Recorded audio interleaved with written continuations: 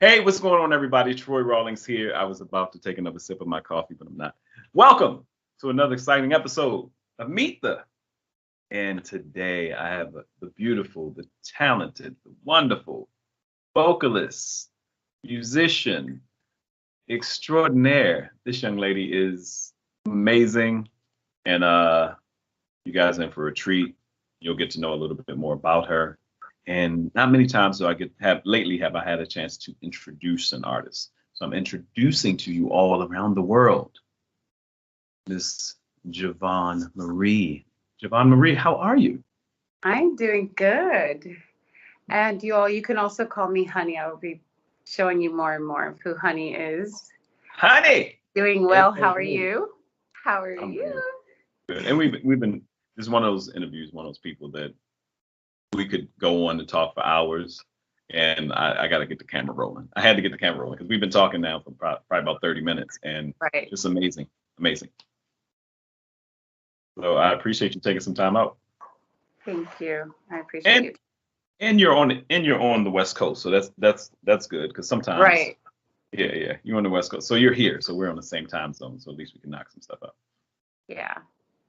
That's good. That's perfect. Yeah, we can, bedtime is bedtime for both of us, right? Right, exactly, especially with the little ones. But let's get underway.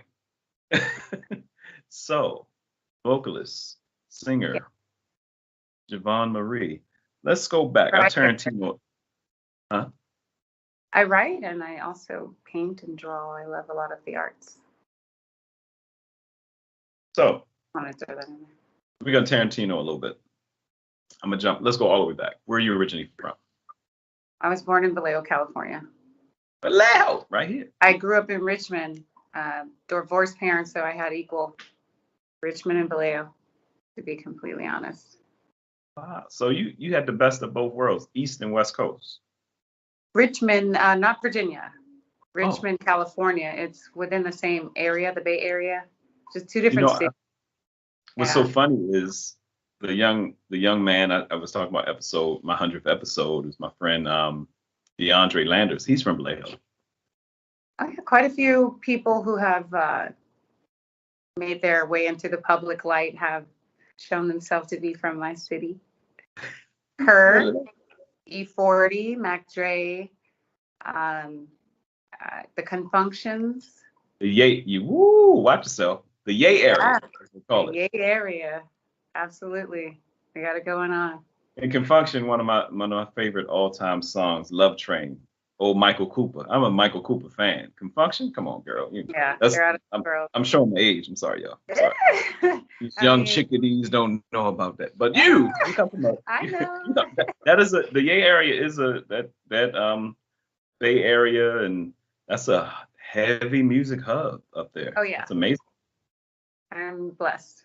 So, was either one of your parents involved with music? Is that how you were introduced?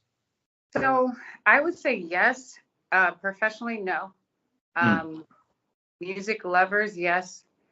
My most of my influence came from my mom. She has a very diverse ear, so I got to hear so many things from these boots were made for walking, and that's just what they'll do, to like old school gospel, which she used to put us to sleep, and definitely Motown, which I think really opened me up to say, hey, you got that in you, and she just had music playing all the time, cleaning and anything. It was just music. And I just mimicry, just loved it. She would sing with it and I would sing too. So, but I'm a handy from my father's side. So we're not very clear on whether or not we're related to W.C. Handy, but my father is like almost a splitting image of him. Oh, so wow. It could be some historical rooted things. On my mother's side, my grandfather, he's into music. He wanted to form his children. They had 8 of them.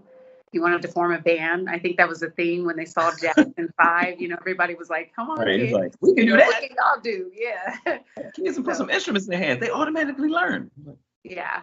No, seriously, why not? You got to see. You got to give your children the resources and see if they can do anything with it. But I didn't have I think it's important that you know, since we're talking about it, that I didn't have that support. It was something that I was alone in. You know, I've been alone in for a long time.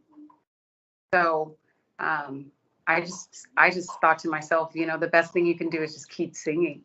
So I just kept singing and singing and singing. So Yeah, I I've think, known amazing singers that have, and there's no other way to say it. I watched them bury because of fear, because of lack of support, yeah, or people like my pops and other people. You know, one person knock them, and they're like, it was enough to knock them back. It's like, no, I'll be cool over here. Let me just sing at the post office while I'm stacking it. Ain't no woman like the one I got. woo, right? He's sitting back Oh my there. gosh, you sound Sitting good. back there. He's sitting back there. Oh yeah, I used to sing and he delivering mail. You know, my It's not mailman enough. sings. It's Not never enough. enough. It's take it to the next level. And let me commend you because that's a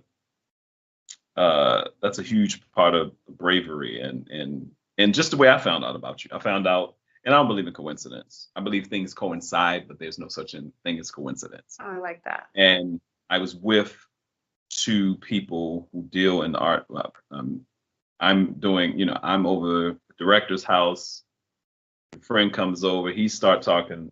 Somewhere in the midst, we start talking about that. He lets me hear the music. Instantly, I say, "Oh man!" And I say this with all due respect because we're in the anniversary of her passing. I said, "Man, she has a tone like Aaliyah. Yeah. She's a nice tone, man. She could." Thank Because you. I'm a producer of live events, so I always think in doing the live show, what songs could this person sing in tone to pull the people in? A key Oh, factor doing live shows is always grabbing a song that people are familiar with so they can hear the person's vocal ability because they already know the song. So true. they start listening to the person. Exactly. Um, Yeah. so I was like, man, and then everything just started flowing from there. But I say that in the same cusp of how when I first heard Tony Braxton, I heard Anita Baker, and it just happened to I be the did perfect time. too.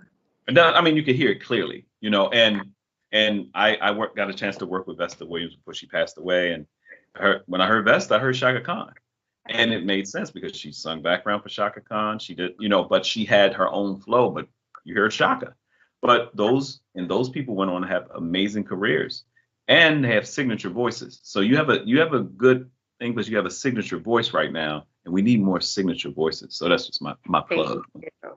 That's so important to me Yeah. as well. And it's something that you can't make yourself have, to be honest.